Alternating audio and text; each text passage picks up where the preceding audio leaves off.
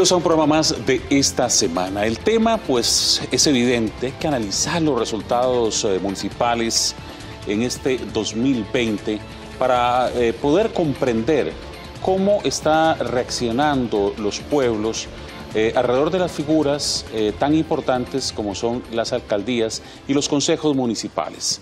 También surgen de manera inmediata muchas dudas. Por ejemplo, ya hay gente que dice, es un gasto muy grande, deberíamos de volver otra vez a las elecciones conjuntas, las presidenciales y las alcaldías en una sola línea para que el país no gaste en ese principio de austeridad que se está manejando.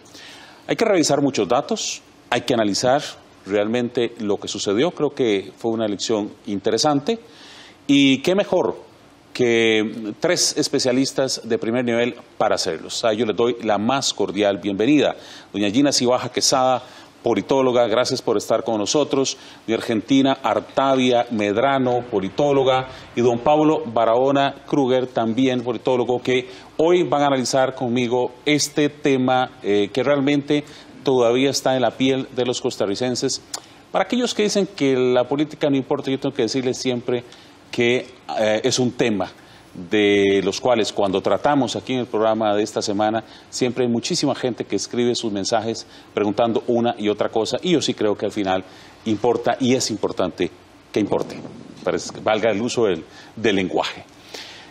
Voy a abrir la mesa porque los tres son especialistas de primer nivel, así que vamos a ir escuchándolos a cada uno de ustedes por lo menos un par de minutos para entender cómo diagnostican esta elección de alcaldías.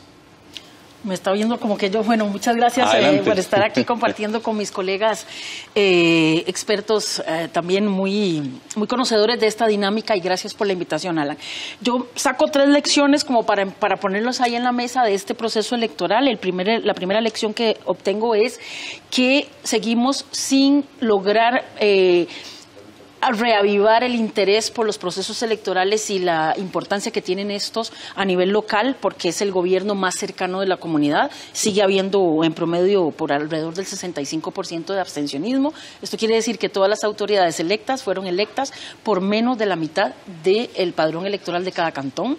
Esto es un dato que nos habla un poco de nociones de legitimidad de estas elecciones, ¿no? Y con un gran esfuerzo de los medios de comunicación y del Tribunal Supremo de Elecciones para comunicar, para y no lo logramos. Absolutamente. Entonces, esto nos está hablando de algo, de una dinámica más profunda, más estructural dentro de la sociedad costarricense, ¿no? Esa es una primera lección. La segunda lección es que sigue siendo un asunto de hombres, ¿verdad? Y de la normativa que permite la reelección consecutiva e indefinida sigue siendo un impedimento, creo yo. Estas son lecciones que yo aprendo para poner como hipótesis de trabajo para futuras investigaciones, ¿no? Es un asunto de hombres y de normativa electoral que no permite que más mujeres suban a puestos de toma de decisión como son las alcaldías, por ejemplo, o personas más jóvenes, porque en promedio son hombres mayores de 50 años, adultos maduros, decíamos ayer, antier, ¿verdad?, en un espacio de opinión. Y tercero, es que lo que acabas de mencionar, que también se dio en el caso del Partido Nueva República, ¿verdad?, que todas las propuestas de comunicación política electoral concentradas en la parte promocional y más publicitaria no son garantía. Por más inversión que se haga en esa perspectiva, no son garantía de obtener buenos resultados electoralmente hablando, porque en principio Nueva República, que hizo una gran inversión en publicidad, asociando a sus candidatos al candidato presidencial de las elecciones del 2018, no lograron sacar ni una sola alcaldía. Entonces, esto nos habla de que las estrategias de comunicación política electoral tienen que modificarse y romper esa tendencia a hacerla publicitaria y promocional. En la misma clave, bueno, primero agradecer la invitación y un gusto compartir con los colegas, además muy respetados y muy queridos también. Creo que la misma clave de posicionar elementos para la discusión, yo abonaría a esto que Gina acaba de señalar, que sí hay un proceso de preparación ciudadana, de formación ciudadana también, que vamos de a poquitos, ¿verdad?, que no hemos logrado avanzar gran cosa. Ese más del 60% de abstencionismo nos está indicando que todavía el concepto de las elecciones municipales no están calando en la ciudadanía, pero creo que a contrapelo de hace 4 años, ¿verdad? Porque tenemos que señalar también que este es el segundo proceso en el que todas las nóminas están sometidas a elección, en el que se hace en mitad de periodo presidencial. Hay rasgos que son distintos en cuanto a la última, de la última vez que vimos un proceso electoral hace 4 años. El movimiento que hubo en las comunidades, a mí me llamó particularmente la atención ver a comunidades organizadas, haciendo conversatorios, debates. Creo que ahí está el germen de un interés que hay que ver crecer, que hay que abonar, no solamente desde el Tribunal Supremo de Elecciones como el ente fiscalizador y organizador del proceso, sino que también la ciudadanía tiene que irse dando cuenta de que, como usted bien lo señalaba, Alan, la municipalidad importa, la política importa y las cosas comunales, los asuntos comunales tienen que ser resueltos en la comunidad por los habitantes, por las habitantes de esa comunidad en particular. Entonces creo que sí hay un germen distinto, que no lo vimos hace 4 años, pero que sí se evidenciaron no solamente con este tipo de actividades organizadas desde la comunidad, sino también la misma presencia de universidades a través de observatorios, de investigaciones, de encuestas, de programas específicos también que se desarrollaron en distintas partes del país, de medios de comunicación. A nivel nacional, no recuerdo haber visto un despliegue, como sí lo vimos en esta oportunidad, de medios, radio, televisión, haciendo debates en los 82 cantones, ¿verdad? Con la mayoría de los candidatos. Que para los que hemos vivido esto sabemos que no es cosa fácil. No es fácil organizar 82 debates, no solamente por la metodología, sino también por el hecho de traerlos también a los distintos espacios de discusión. Pero también lo vimos en redes sociales, candidatos preparando sus páginas en Facebook, cómo utilizaban los servicios de WhatsApp, ¿verdad? Los de mensajería, las mismas comunidades también, organizaciones, haciendo páginas para denunciar, para dar a conocer. Creo que ese es el germen que yo quiero rescatar hoy, que no es suficiente, sí, pero eso nos da pie para pensar de que esto necesita tiempo, de que siendo el segundo proceso que asistimos, no puede darse un cambio radical. Tan rápido. Exactamente. Sí. Dice un buen amigo mío, cuando yo estaba pequeño, le preguntaba qué tan importante es la política. Y yo recuerdo que había traído unos bollitos de pan y me decía, ese pan tiene que ver con la política. Todo tiene que ver con la política. Pablo Barahona, ¿cómo lo vio? No, es así, Alan, y bueno, es un gusto estar analizando el tema de esta semana, pero que lamentablemente es el tema de esta semana, porque lo que yo presumo es que ahora entonces bajen las aguas de interés por lo municipal y empiecen crecientemente, sobre todo de cara al 1 de mayo y después de ahí hacia lo nacional, y nos olvidemos de lo que aquí ha pasado. Entonces, común, por eso refiero a esta semana, porque no debería ser un tema coyuntural, sino que habiéndose hecho este enorme esfuerzo, no solo los partidos políticos, quiero privilegiar de aquellos que se atrevieron, de los ciudadanos que ganaron o no, se metieron en la lisa, ¿verdad?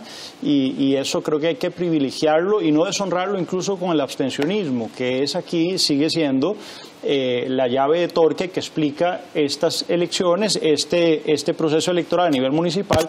Pero a mí lo que más me preocupa de todo esto, Alan, no es que el abstencionismo, pese a todo ese despliegue, haya disminuido solo un 1%.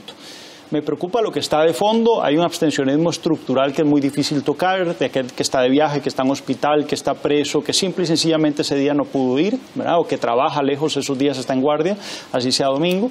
Pero lo cierto es que hay un abstencionismo que es el que sí es atacable y que tiene que ver no solo con la desafiliación tradicional a los partidos políticos, sobre todo esto con la gente joven, sino con una desconexión de la gente. Hay gente que ni siquiera se enteró, pese a ese despliegue de que había elecciones municipales. O sea, hay gente que de pronto vio letreros y dijo, esto no va conmigo, esto a mí no me atañe. Y eso sí es un problema de cultura política que tiene que ver con un error inmenso. Los partidos políticos que dejaron de invertir en capacitación, en formación política hace mucho tiempo, pese a que la ley los obliga a ello, no solo a nivel nacional, es más, si lo hicieron a nivel nacional, imagínense el nivel de descuido y desatención a nivel local. Aquí tenemos el producto, desde luego. Luego, gobiernos locales que no están llegando a su gente, que no están resolviendo los problemas, y entonces eso da para una base clientelar.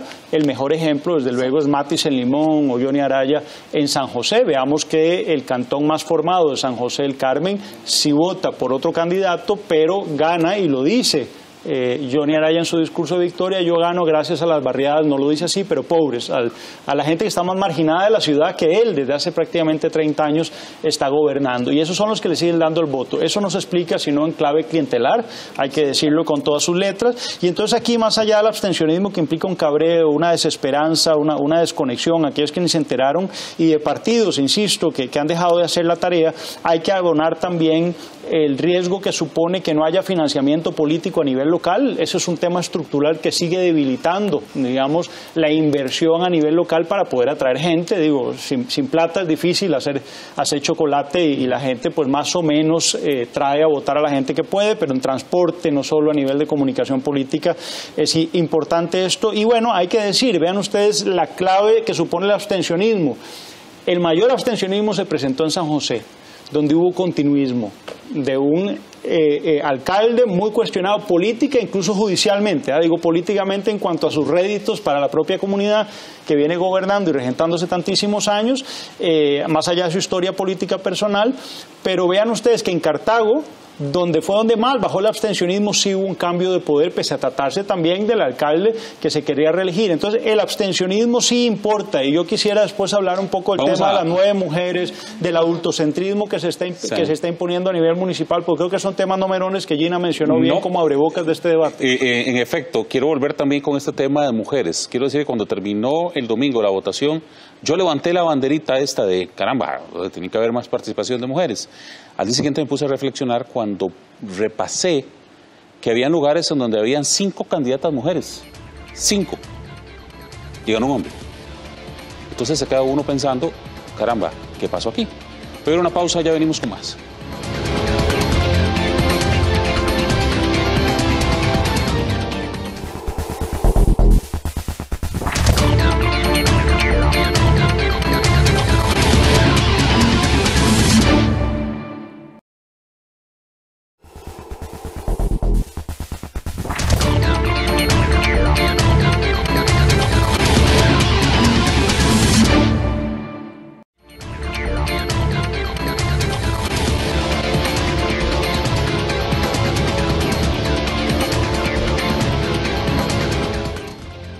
Bien, estamos hablando de los resultados de las elecciones municipales. Hay algunos datos ahí a mano alzada que logré recabar, que me pusieron a analizar. Cerca de 350.000 personas votaron por Liberación, unos 140.000 por el PUS, unos 75.000 por el PAC, y Nueva República, que Gina decía, no tuvo nada, no tuvo ninguna candidatura. A la alcaldía. A alcaldías. Pero votaron 65.000 personas por ellos, sin tomar en cuenta cuántos votaron por Restauración. Esto con el afán de poner otro tema sobre el tapete, en donde yo digo, o siempre se ha dicho, la base de Liberación es esa, y pareciera que otra vez vuelve a sostenerse. Y esto que estaba invisibilizado, ¿verdad?, que ese es el voto, digamos, que de alguna manera cristiano, evangélico, duro, sí se puede percibir de una u otra manera. Pero esto lo vamos a ver más adelante. Quiero volver al tema, porque es un tema de suma importancia. Les decía yo que al final de la elección, el domingo, yo me puse a reflexionar de que por qué no han quedado más mujeres. De verdad que me puse con la bandera de que deberían de haber más. Sin embargo, cuando revisaba cantones, creo que fue Santa Bárbara, tenía 5 candidatas y gana un hombre. Yo me puse a pensar, bueno, si se hace obligatorio y los grandes partidos, que son los que más alcaldías sacan, ponen, ¿qué sería? 41 mujeres encabezando y 41 hombres encabezando, nada de eso garantiza que vayan a ganar las mujeres. Y estamos, digamos, como empujando o forzando para que realmente suceda. Tenemos el caso de Santo Domingo, encabezado por una mujer, no cualquier mujer, la vicepresidenta del Partido de Liberación Nacional, y perdió también, ¿verdad? Entonces me puse a pensar, caramba, bueno, ¿cómo manejar este panorama cuando al final, no sé si es inmadurez todavía del electorado para pensar, pero pero también pienso que hay mujeres muy tenaces en diferentes municipalidades que ganaron porque la gente creyó en ellas. Entonces, no sé, quedé como con la duda de cómo se hace esto. Cuando yo hablo de formación ciudadana, de formación cívica, mucho pasa también por entender cuáles son las dinámicas del poder político en cada uno de los cantones. De esas alcaldías electas, si hacemos una división por género, más o menos hubo un 89-90% de alcaldes hombres y un 10-11% de mujeres.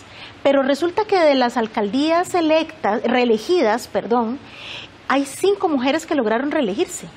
Entonces, hablamos aquí de que hay liderazgos fuertes, de que hay relaciones de poder dentro de los mismos cantones que permitieron que esas mujeres pudieran desarrollar liderazgos. Creo que aquí pasa mucho por entender cuál es la naturaleza de la cosa política como se mueve en los distintos cantones de este país, que ya parecemos disco rayado cuando decimos son 82 realidades diferentes, son 82 cantones que tienen una diversidad sociopolítica y económica muy distinta, hay mucha disparidad. Entonces es más probable que las mujeres puedan acceder a puestos de elección a puestos de decisión, de toma de decisiones, cuando tienen espacios para desarrollar liderazgos. Lo que pasa es que hay otros lugares en donde se restringe más su participación. Si vemos en Limón no quedó ni una sola mujer. En ningún, ni en las alcaldías, ¿verdad? No hay ninguna mujer electa como alcalde, como alcaldesa, y los espacios siempre son más reducidos. A un segundo término. No ha logrado la mujer desde la vicealcaldía, que prácticamente, ¿verdad? Sí, siempre hay una vicealcaldesa. Sí, hay una obligatoriedad. No ha podido visibilizarse. No, porque a pesar de esa... Porque muchas han sido candidatas después de ser vicealcaldesas. A ver, lo que Gina está señalando, hay una disposición legal que obliga a hacer este tema de la paridad y la alternancia. Entonces, ¿cuál es el problema aquí? Que las mujeres, aún siendo vicealcaldesas, aún llegando por voto popular, igual que el alcalde, ¿verdad?, en esa fórmula, sufren de violencia política. Son los alcaldes, porque lamentablemente eso tampoco está regulado, no hay funciones claras para quienes ocupan las vicealcaldías. Entonces, si son mujeres y el alcalde es un hombre, suele darle menos funciones, no establecer con claridad qué es lo que quiere hacer, tampoco un espacio dentro de la alcaldía para que pueda establecer su oficina, para que pueda contar con presupuesto, por ejemplo, si tiene que desarrollar algunas tareas, y esto está debidamente identificado no solamente por el INAMU, sino que también a finales del año pasado vino aquí la presidenta de la Comisión Interamericana de Mujeres de la OEA para visibilizar la violencia política que sufren las mujeres que deciden arriesgarse y participar en política, no solamente como vicealcaldesas, sino también como candidatas a puestos de elección. Entonces, de nuevo, cuando yo hablo de formación ciudadana, me refiero a esas opciones que están quedando de lado, en las que las mujeres no se sienten parte, y que además están luchando con mucha fuerza. Hay colectivos de mujeres que han estado desde hace mucho tiempo ya insistiendo en la necesidad de abrir los espacios, de hacer ver que también merecemos ocupar lugares de privilegio en la toma de decisiones. Pero como bien lo señaló Gina al inicio, hay espacios cada vez más reducidos porque las decisiones son tomadas por hombres de cierta edad además, que restringen la participación política de las mujeres porque, aunque suene a veces también demasiado absurdo, incluso hasta repetirlo, el lugar de la mujer es en la casa, mejor no se meta en estos temas que son tan escabrosos, que son tan sucios como la política, y en algunas zonas, sobre todo fuera del gran área metropolitana, estos discursos pegan. En aras de construir, me quedo pensando... No he visto el dato, es un dato que no he revisado, pero por lo que me han contado, mucha mujer fue a votar, ¿verdad? Claro. Y comúnmente mucha mujer va a votar. Claro, yo voy a sumar dos temas que has puesto sobre la mesa. Uno es sobre las elecciones que son costosas. Ya sabemos que la democracia tiene un costo importante y que esa es una inversión. Son y más que caras las balas, ¿eh? Claro, exacto. Y más dañinas, por supuesto. Sobre todo las vidas. En realidad, exacto. Cuesta no educar y no invertir en la civilidad que supone la política como un mecanismo para resolver pacíficamente las diferencias. Exacto, las diferencias. Eso en primer lugar. Entonces yo sí creo que es como decir, no tuve los resultados que quería, entonces en esta segunda oportunidad, como lo señalaban mis colegas, que es la segunda vez que tenemos elecciones municipales, aparte de las nacionales, entonces en realidad yo creo que esto sería como absurdo no darle chance, como decimos popularmente, a que la ciudadanía se acomode y empiece a distinguir cuál es el verdadero poder que tenemos la ciudadanía en términos de gobierno local. Eso yo creo que sería descartado pensar en toda esta inversión para volver al pasado, ¿no? Me parece que sería como no darle chance. Y hablando del tema de mujeres, hay que tener claro varias cosas. La dinámica cantonal, como decía Argentina, pero también es la dinámica partidaria, porque cómo se escogen las candidaturas a los diferentes puestos de elección popular a través de las dinámicas partidarias. Entonces, vos señalabas, Alan, un ejemplo en Heredia de mujeres que la mayoría eran mujeres candidatas a la alcaldía, pero decime de qué partidos, ¿verdad? O sea, aquí lo que importa es que los partidos... Pero también otro ejemplo en Santo Domingo. La vicepresidenta del Partido de Liberación Nacional. Pero ¿qué visibilidad tiene la vicepresidenta del Partido de Liberación Nacional? Y vicealcaldesa. Y era la candidata. ¿Qué importancia tiene? Porque aquí quiero hacer un par de señalamientos para seguir en esa línea, pues sé que te está quedando en el tintero cosas que decir, Gina, pero yo quisiera separarme un poco de una tendencia que se bifurca en dos vías y que he estado escuchando como lugares comunes en el análisis político por estos días sobre el tema municipal. Uno es jalonar lo nacional a lo local. Y entonces decir, bueno, es que se trata de lo que recibió el Partido Unidad o el Partido Liberación. Olvidémonos de eso. A nivel local, lo que arrastra realmente no es ya una bandera, salvo quizá una minoría, y eso se ha estudiado, sino la persona y sobre todo el candidato. Entonces aquí cuando sale Nueva Generación y sale un Sergio Mena diciendo ganamos, eso no tiene nada que ver con Sergio Mena ni nada que ver con una bandera que además cuesta a la gente identificar. Pienso que a Liberación Nacional tampoco. Vean ustedes que Johnny Araya se eligió por otra bandera que no era Liberación y ahora se vuelve a reelegir por Liberación. Entonces, yo creo que ahí tenemos un problema serio de análisis, de sesgo, cuando traspolamos lo nacional y somos ingratos con lo local porque lo ninguneamos y subentra entonces en lo nacional. Y la idea de separarlo era, no, analicemos los problemas locales y los problemas nacionales y por tanto las elecciones distintas. Digo yo, uno podría establecer paralelos, por ejemplo, para dar un dato interesante. Espera un tirito. Es que me cortaste cuando yo estaba hablando de que las mujeres que participan en estos puestos de elección popular a lo local tiene que ver con las dinámicas partidarias nacionales, claro, o sea, ya sean locales o nacionales, ¿verdad? Entonces, esto quiere decir que también falta en nuestra cultura política la conciencia partidaria de la importancia de que las mujeres participemos en igualdad de condiciones. Y también, retomando un poco, y ya te dejo hablar de lo que dijiste al inicio, de lo que dijo... Sí, porque si no van a pensar que sobre las mujeres pueden hablar. No, estamos de acuerdo, pero estaba en mi turno. Y que también tiene que ver esto del abstencionismo y la participación de las mujeres, no importa que el padrón esté completado por más mujeres que hombres, porque esto no te da ninguna conciencia de género, al contrario, todos hemos sido formados en una cultura política muy machista, digámoslo así, entonces no necesariamente el que yo sea mujer me da conciencia de catapultar o de votar por otra mujer. Entonces, eso es una cosa, y la otra también, que es una cosa que le he estado dando vueltas desde hace rato, que hemos estado trabajando con gobiernos locales, y es que las mismas municipalidades, las autoridades que llegan al poder, no abren espacios suficientes dentro de la comunidad para participar en la toma de decisiones aparte de los procesos electorales. Entonces, ¿qué pasa? Que si el mismo gobierno local no abre esos espacios, la ciudadanía no tiende a pensar que haya algo decisorio que pasa ahí. Y de ahí también la desafección con los procesos electorales a nivel local.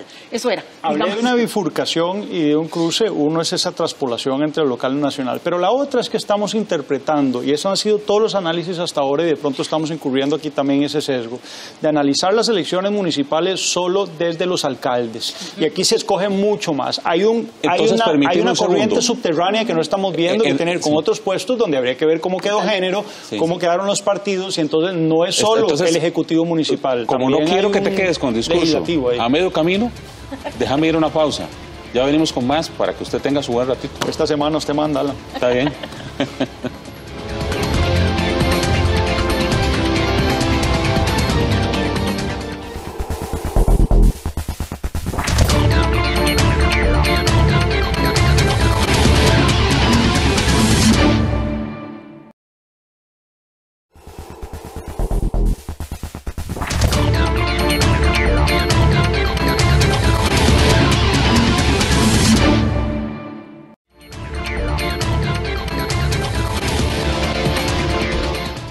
programas que ya de arranque sabe uno que me voy a quedar corto, porque cuando voy a la pausa salen 1000 temas más que me interesaría montones que pudiéramos tratar, pero le prometí a don Pablo Barahona que él iba a arrancar en este segmento. Sí, este tipo de programa debería durar hora y media, sin duda, como mínimo para poder ahondar en los temas, pero haciendo un repaso rápido, yo decía que hacía un cruce. Uno es no irse en la finta de analizarlo todo desde la criba de lo nacional, poniéndonos unos anteojos, un paradigma de lo nacional. Estamos en lo local y eso implica un esfuerzo mucho mayor, porque no tenemos solo elecciones, sino 82.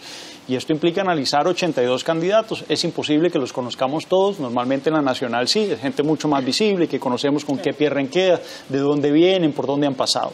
En lo local eso es mucho más difícil de explicar, normalmente los visibles son las cabeceras de provincias, desde luego de municipalidades más grandes.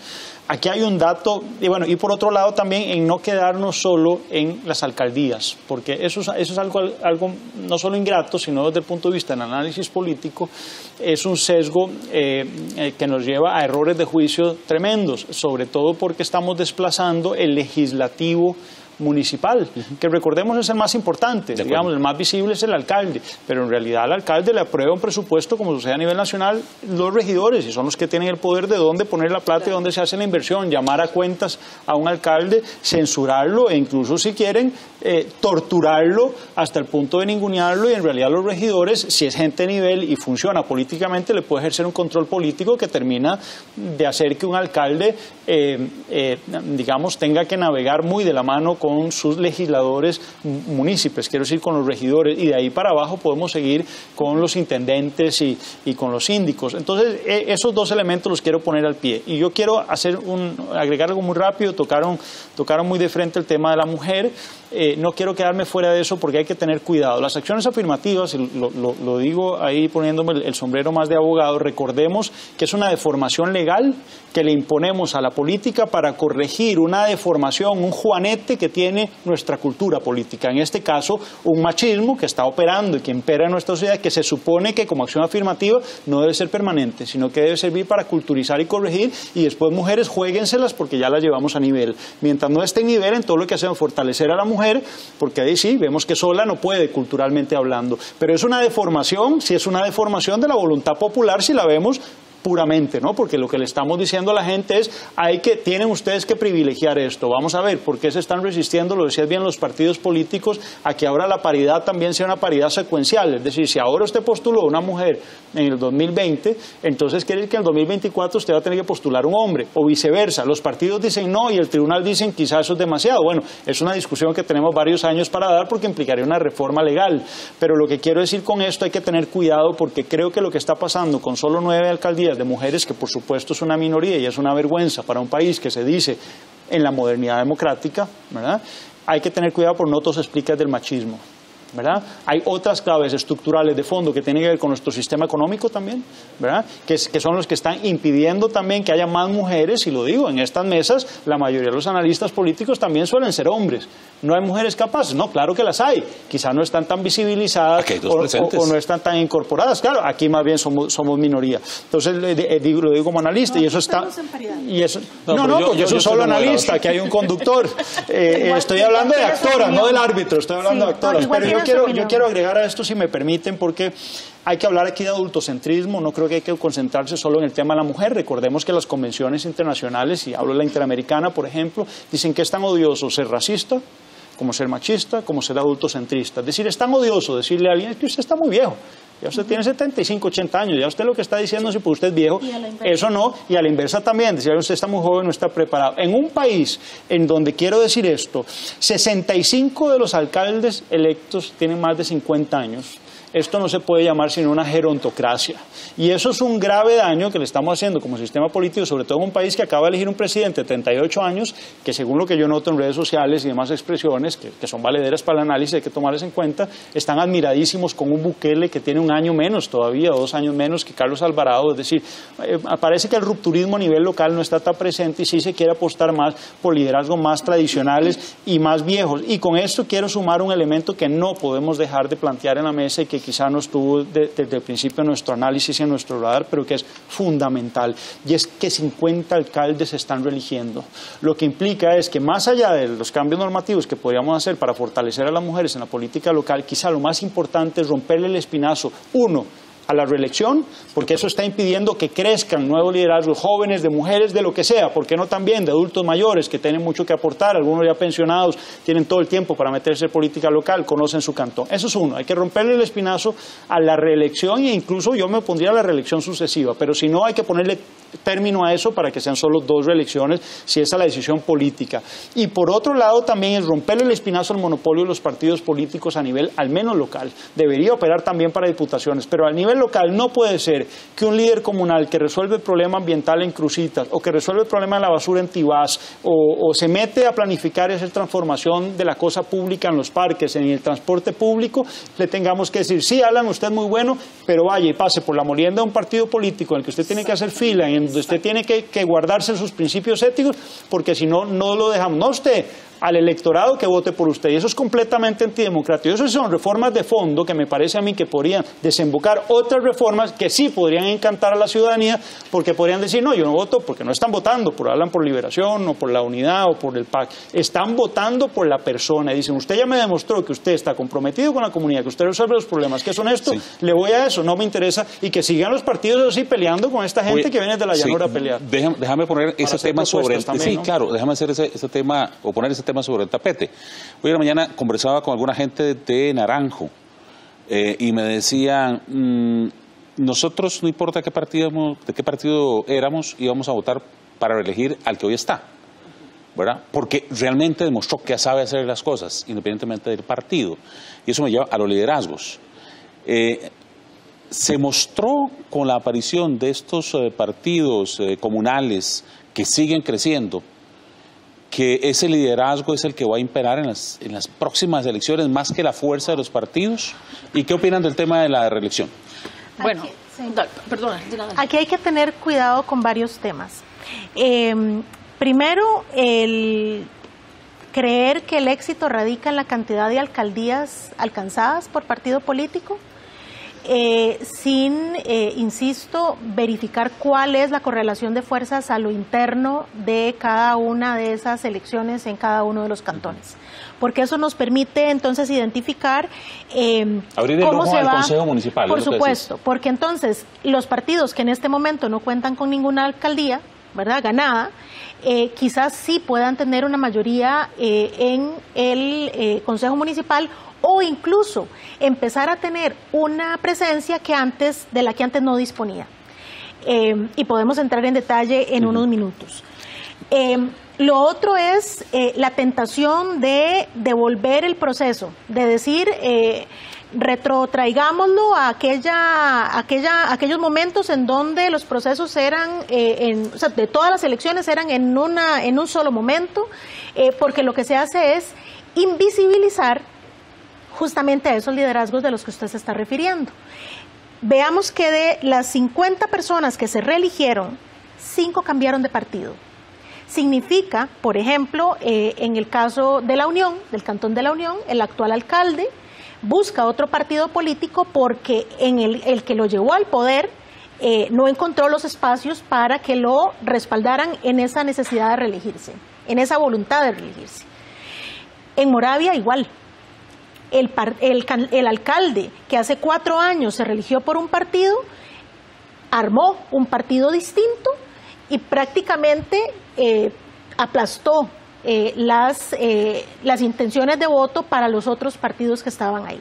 Entonces tenemos que tener cuidado cuando hablemos de partidos cantonales, porque no todos refieren a la voluntad específica de una comunidad, sino que están vinculados más bien con un liderazgo en particular, de un alcalde que quiere reelegirse o de alguna persona que ha demostrado tener la capacidad suficiente para tener un liderazgo más allá de los partidos políticos. Y ojo, porque hay muchos de esos alcaldes que hoy ganaron por otro partido distinto al que venían, o de los partidos cantonales, creo que son 12, 14 partidos cantonales los que se supone que alcanzaron una alcaldía, cuyas figuras principales provienen de otros partidos políticos, los llamados tradicionales o los llamados partidos nacionales. Ahora, cuando Pablo señalaba del PNG, se cumple mucho de esa condición. ¿Por qué? Porque nuestro sistema de partidos, nuestro sistema político electoral, lo que indica es que se necesita de un partido político para poder competir en la contienda electoral. Entonces, al necesitar uno, pues se utiliza el que más convenga como estructura político-partidaria. Claro, pero eso es una ficción legal, que era justamente a lo que yo me refería. Panamá ya tiene, incluso para nivel presidencial, pero ahí está López Obrador, candidato independiente. Panamá también, estamos quedándonos un poquito atrás, ¿no? Aquí nosotros no hemos dado pie, ahorrado mucha sangre también, no hemos dado pie a discutir si necesitamos tener siempre el partido político para llevar adelante una candidatura. Es que toda la normativa está hecha claro, a partir pero de no partidos hay, políticos. no hay una discusión que se ha conservado es un tema muy conservador de no tocar, porque he escuchado a uno que otro por ahí diciendo dentro del mismo tribunal y algunos abogados, mejor no toquemos eso, porque tocar una cosa podría complicar que se toquen otros temas que son igualmente delicados. El tema de cómo se presentan las candidaturas pueden ser personales, pueden ser uninominales, o necesariamente tenemos que tener a partidos políticos respaldando esas voluntades políticas. Eso entonces podría permitirle a otro tipo de liderazgos que no quieren vincularse con determinados partidos políticos, sino estas figuras no se hubieran deslindado del partido que los hizo crecer. Lo vimos en Oriamuno, por ejemplo. Quien gana en Unidos Podemos no es una figura que estaba ni con ese partido en esencia, sino que venía de otras tiendas más verdiblancas, por ejemplo. No, pero también pasa Argentina, para balancear el discurso, también pasa, por ejemplo, en Montes de Oca y en muchos otros, que renuncian a una bandera muy depreciada como el PAC, y hoy se buscan otras para también disimular su verdadero origen. Porque necesitan un partido político para presentarse a la contienda. Entonces aquí hay discusiones que van más allá de si cuántas alcaldías gana un partido, de que si hubo mayor o menor participación. Aquí hay temas de fondo que no hemos discutido, que el país requiere analizar, que requiere discutir a fondo para saber si las reformas son viables, que además la misión de observación electoral de la OEA recién ayer comparte su informe, y hay debilidades que tiene nuestro sistema político electoral en el tema de equidad, ¿verdad?, de género,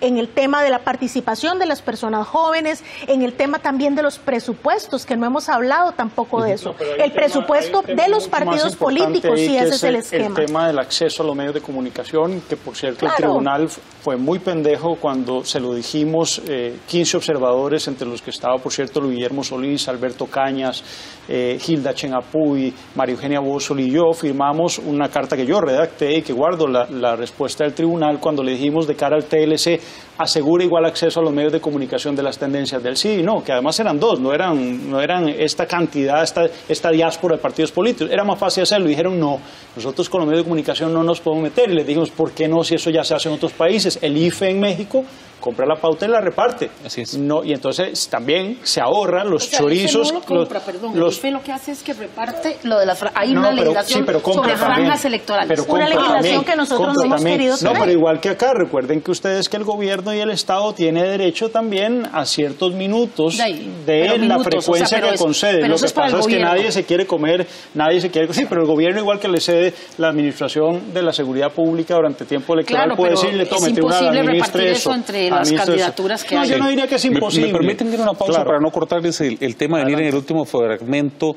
Quisiera pensar, sé que detrás de una elección, cuando uno pregunta quién ganó y quién perdió, yo siempre digo ganó la democracia, ganamos todos los ticos, eso es lo primero que hay que tener claro. Pero desde el punto de vista político me interesa también comenzar a hablar de cómo sienten, quién gana terreno, qué es realmente lo que sucedió tras esta elección de las municipalidades 2020. Ya venimos con más.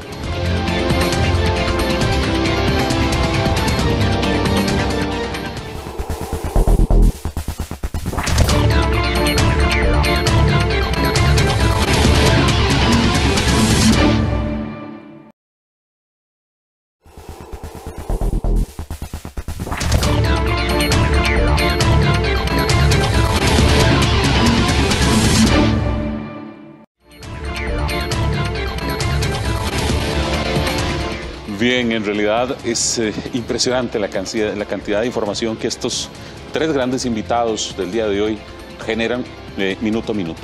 Yo voy a tratar de no hablar, de hablar lo menos posible para darle más espacio a ellos. Yo voy a ser puntual, ya Está que bien, no he hecho porque para que no, Pablo está midiéndonos el tiempo. Vea que eso es machismo, Pablo. Bien, entonces, hablemos, ¿cómo lo ven? ¿Cómo lo ven? ¿Quién no va conmigo? Vamos a ver, ¿cómo lo ven? ¿Quién pierde? ¿Quién gana?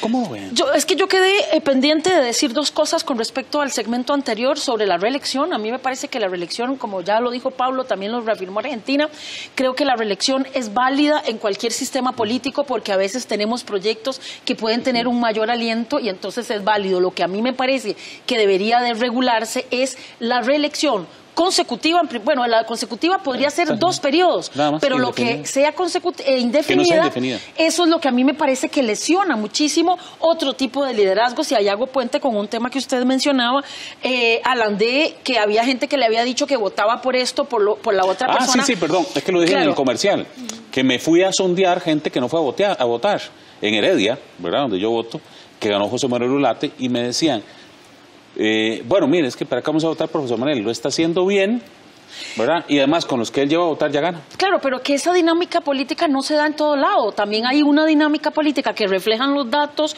puros y duros, que es, por ejemplo, el Partido Liberación Nacional, que yo sé que no tiene como lo decía Argentina, que esto no significa gran cosa, pero para mí tiene una relevancia importante de decir, Liberación Nacional obtiene alrededor de 350,000 votos a nivel nacional y gana, no sé, 40 alcaldías. O sea, no es que no tiene relevancia, bueno, tiene importancia, que no tiene el pero peso. Para efectos, exacto. Digamos, entonces, eso para mí es una señal, si recordamos en la elección del 2014, que llegan a segunda ronda el PAC y Liberación Nacional, que Johnny Araya se retira de la candidatura y aún así llegan a segunda ronda y Liberación Nacional obtiene alrededor de esta cantidad de votos, obtiene alrededor de 300,000 votos. Entonces estamos hablando... Es un voto durísimo. Es el voto durísimo, porque a mí, a diferencia suya, yo he escuchado gente decir, voy a ir a votar por Liberación Nacional. No sé ni quién está en este momento ahora para las elecciones municipales. Entonces, habría que decir que Liberación tiene esa fortaleza y que lo sigue mostrando, ¿no? Que es un voto duro, porque estoy convencida que muchas de las personas que llegan a la alcaldía, yo sé que hay otros puestos, como en la parte más legislativa que Pablo señalaba, pero las personas que llegan a la alcaldía por el Partido Liberación Nacional llegan con estos porcentajes de abstencionismo. ¿Eso qué quiere decir? Que en el fondo se moviliza las mismas personas para que voten por un candidato o por otro. Hablando de esos votos duros, me llevas a este otro dato de que hemos dicho Nueva República no le fue bien, pero Nueva República tiene más o menos 65,000 votos, ¿verdad? Que digamos es voto cristiano duro sin tomar en cuenta Restauración. Perdón, y el PAC tiene 75,000. Sí, pero perdón, Alan, entonces... ¿le fue mal o no le fue bien en función de qué? Bueno, es cierto, pero falta revisar cómo le fue. Por eso tenemos, yo insisto en que el tema de las alcaldías es importante, porque si no le podemos quitar a Liberación Nacional, que alcanzó la mitad de las alcaldías en disputa, pero es ir más allá. Porque hay otros partidos que probablemente su objetivo principal no era alcanzar una alcaldía, era visibilizarse en el escenario político. Entonces, empecemos a hablar de Nueva República. ¿Qué significa Nueva República? Un partido que necesitaba identificarse en el escenario político, que su líder principal, Fabricio Alvarado, necesitaba deslindarse de Restauración y que ya no lo vieran con la bandera azul y amarillo, sino con la que es y propia. Que sacó más. Nueva República sacó más votos, sacó 20,000 votos más que Restauración Entonces, Nacional. ¿qué significa para Nueva República y para Fabricio Alvarado las elecciones del domingo pasado? Yo difícilmente lo podría ver como una derrota catastrófica como todo el mundo señala. ¿Por qué? Porque no alcanzó alcaldías. No, es que aquí logró objetivos mucho más duraderos, visibilizarse. Cuando él en las vallas que vimos por todo lado, cuando él sacó una pauta publicitaria que yo todavía me estoy cuestionando los recursos que venían detrás, y cuando dice Nueva República soy yo, sos vos, somos todos, ahí está distanciándose de esa figura partidaria con la que todavía lo enlazaban. Además, ¿cuántas regidurías puede haber alcanzado Nueva República? Eso es bien interesante revisar. Exacto, entonces, perdedores, ¿verdad? O que un desastre de eso, yo creo que no. Logró identificarse en el escenario, ya lo identifican. Mostrarse por lo menos ante la opinión pública. Para ya que, está visibilizado. Para que Pablo no le regañe porque lo dejamos sin tiempo. Pablo, ahora te toca. Aquí le voy a echar un gran feminismo. Lo cual me alegra, pero si me toca... ¿Cómo sentís? ¿Cómo le fue?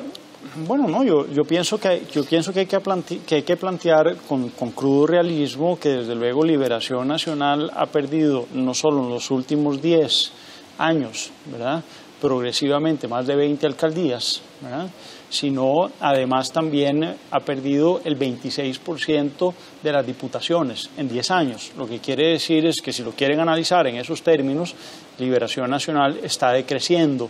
Yo nuevamente pondría en remojo un poco esos datos que nos daba Gina, porque no sé si esos números duros que recibe Liberación Nacional así coincidan, aparentemente, pero no es más que una apariencia, el análisis, digamos, no lo podemos volcar tan fácilmente. No podemos decir que esa gente es solo liberacionismo duro, que votan las nacionales y votan las locales por Liberación. Podría ser que sí, pero es una tesis que habría que trabajar, claro. Se acerca ciertamente con más o menos el 20% del padrón que los estudios grafican como la población de Liberación permanente, ¿verdad? Pero digamos que a Liberación no le alcanza ya para ganar elecciones y nuevamente volvemos a una política que en Costa Rica es tremendamente personalista.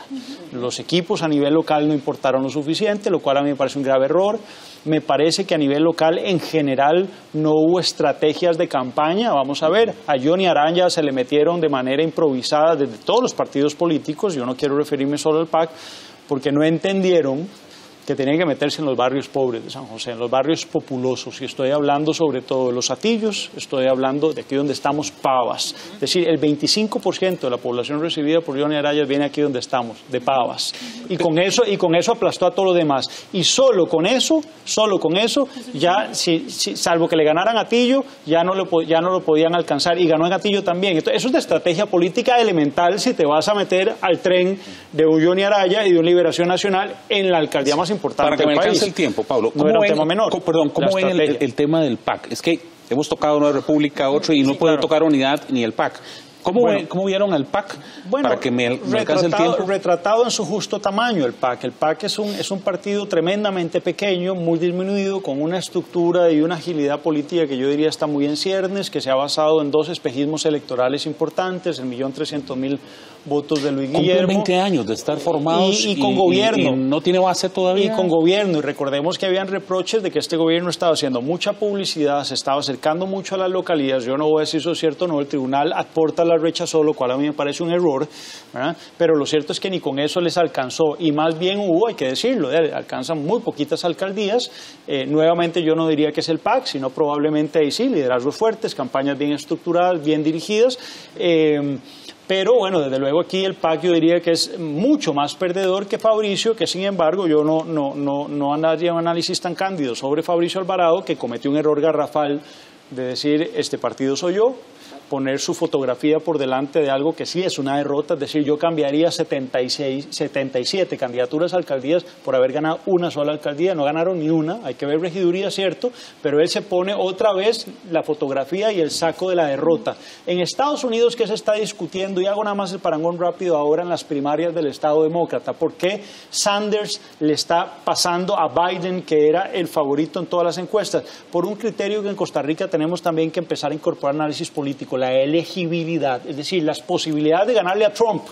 Tiene muchísimo mayores Sanders que Biden, más allá que Biden, y su entorno está muy cuestionado. Bueno, en Costa Rica también, como decía Gina, mucha de la apuesta no es solo por Liberación, sino porque es el que tiene más opciones y más llegada. Pero yo quiero aquí sumar, si me permitís, para cerrar, nada más un elemento que me parece que no debemos soslayar, y que yo reseñé ayer con cierto malestar como ciudadano raso, lo quiero decir.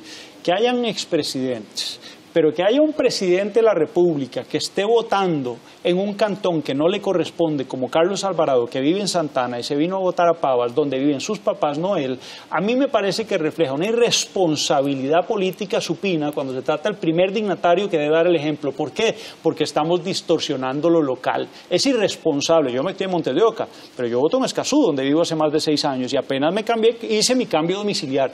Eso que lo hagan los ciudadanos es una historia, pero que lo haga el presidente de la República me parece que es una convocatoria a distorsionar, que me obliga a recordar a la hija Ana Elena Chacón, jefa de despacho de Paola Vega, creo que se llama la diputada del PAC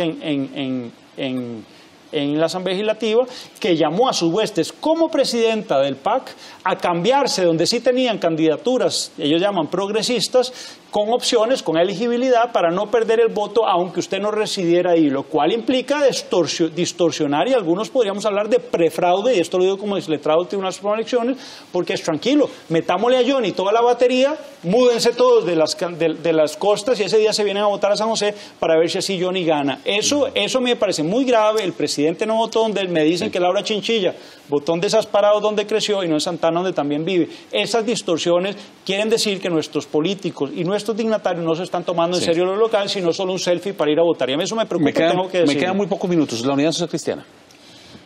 Dos cosas. PAC, yo pensaría que el PAC está también con la mayoría de sus cuadros concentrados en gobierno, entonces obviamente esto le limita ciertas candidaturas que sean con criterios de elegibilidad en los diferentes cantones, y esto tal vez limita también la participación, además que sabemos que el PAC ha sido un fenómeno, un partido valle centralista, y que esto se ha reflejado en todas las elecciones donde ha participado. Entonces, digamos, la maquinaria o toda la estrategia político-territorial está también fragilizada, teniendo en cuenta que está en gobierno en este momento. El Partido Unidad Social Cristiana creo que está ahí, está con la mitad de los votos que sacó Liberación Nacional, sigue siendo un partido, digamos, hay reductos del bipartidismo antiguo, ¿verdad?, donde sigue teniendo estructura partidaria, y creo que el Partido Republicano Social Cristiano le ha restado de algunos liderazgos y de algunos a nivel comunal, le resta al Partido Unidad. La gente de la Unidad está contenta, dice que están volviendo que están respirando porque obviamente han pasado por otras cosas, pero yo veo esos dos partidos desde ese lugar para darle espacio a Argentina, ¿no? Sí, me quedan 2 minutos, Argentina. Me parece que la Unidad está recomponiendo liderazgos, que está tratando de afianzarse en zonas que siempre le habían sido muy cercanas y que había de alguna manera descuidado. Lo vemos en Pérez Celedón, cuando la alcaldía la gana con claridad, pero además en otras zonas donde recuperan liderazgos locales. Y creo que aquí la llamada de atención es a volver los ojos hacia lo local, y por eso es que la conformación de los consejos municipales son tan importantes. No es ingenuidad hablar de que Nueva República apostó a su líder para fortalecer justamente ese llamado. Independientemente de quiénes eran, ellos apostaron a eso porque necesitan tener una presencia que antes no tenían y hoy sí tienen en los consejos municipales, donde se discute presupuestos, proyectos que pueden poner en jaque a la alcaldía. 1 minuto. Me quedo con usted porque usted es de la zona. El fenómeno de Mario Redondo. A ver, ahí hay una confluencia de factores que no pueden deberse solamente a achacar la derrota al actual alcalde. Hay una serie de errores que el alcalde actual cometió, pero aquí hay que buscar las causas, no solamente en la fortaleza de un Mario Redondo que supo vincular distintas energías, distintas fuerzas locales. Incluso fuerzas del Partido de Liberación Nacional. Incluso de Liberación Nacional, a contrapelo de una serie de cuestionamientos, de denuncias que se le habían hecho. Creo que fue una jugada magistral, no solamente de Alianza Demócrata Cristiana, sino de quienes dentro de Liberación Nacional adversaban al actual alcalde. Por eso insisto en que cada una de las elecciones tiene que verse con detalle para saber el movimiento de las fuerzas políticas que provocó que los alcaldes se reeligieran, que algunos perdieran o que asumieran figuras distintas a las que habíamos visto hace 4 años. Les prometo a mis invitados hacer otro programa, pero ya cuando tengamos los datos de las regidurías. Creo que eso nos va a mostrar un panorama que ha advertido Pablo, bueno, todos ustedes, de que tiene que ser revisado para saber exactamente de qué estaban hechos esos votos. Más allá de las alcaldías. Así es. Gracias. Sabíamos que nos iba a casar el tiempo, máxime, con este nivel de invitados que tenemos, pero la democracia es algo trascendental para nuestro país. Se construye dialogando y estas mesas son para eso. Esto es construir democracia. Dios bendiga sus hogares.